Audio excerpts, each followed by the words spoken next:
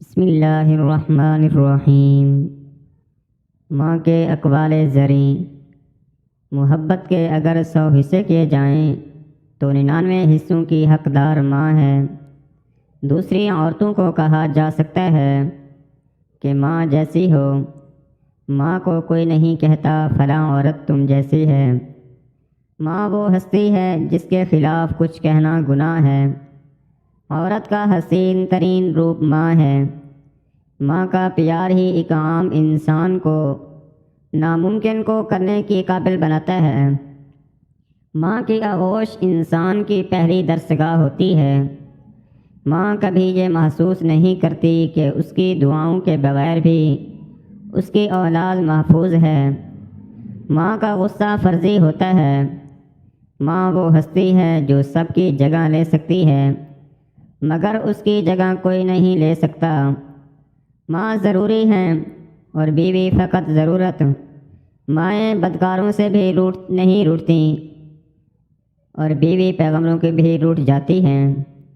خالق کے بعد جس نے مکمل کیا مجھے، اہل جہاں سنو، وہ میری ماں کی ذات ہے۔ ماں سچ کہا کرتی تھی کہ فکریں انسان کو بوڑھا کر دیتی ہیں۔ ماں کے بغیر گھر قبرستان ہے۔ اگر میری ماں مجھ سے جدا کر دی جائے تو میں پاگل ہو جاؤں۔ جو ماں سے محروم ہو جاتے ہیں وہی بتا سکتے ہیں کہ انہوں نے کیا کھویا اور زندگی میں ان کے لیے کیسے تبدیل ہوئے۔ جب انسان اپنی ماں سے دور ہوتا ہے تو صرف ماں سے ہی نہیں، زندگی کے تمام تر ذائقوں سے بھی محروم ہو جاتا ہے۔ جنت تو سبھی مانگتے ہیں، پر ملی ہوئی جنت کی کوئی قدر نہیں کرتا۔ ماں تو ماں ہوتی ہے، پہچان لیتی ہے کہ آنکھیں سونے سے لال ہیں یا پھر رونے سے۔ سخت سے سخت دل کو ماں کی پرنم آنکھوں سے موم کیا جا سکتا ہے۔ جسے اپنی ماں معصوم نظر نہ آئے، اس سے چاہیے کہ خودکشی کر لے۔ عمر کے جس حصے میں بھی پہنچ جائیں، ماں کی ضرورت ہمیشہ رہتی ہے۔ جس انسان کی ماں ہے وہ غریب نہیں۔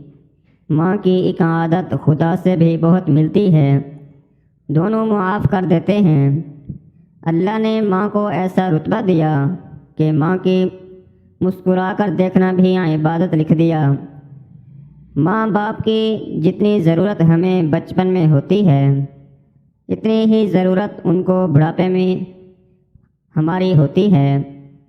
اگر تمہاری ماں تمہارے غصے کی وجہ سے تم سے بات کرتے ہوئے ڈرتی ہے تو پھر افسوس کرو، کیونکہ تم نے اپنے ہاتھوں سے مغفرت کا دروازہ بند کر دیا۔ رشتوں میں سب سے افضل رشتہ اور درجہ ماں کا ہے۔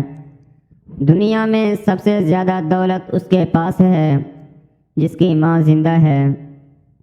بہترین ہے وہ ماں جو اپنے بچوں کو اپنی محبت سے دیندار بناتی ہے۔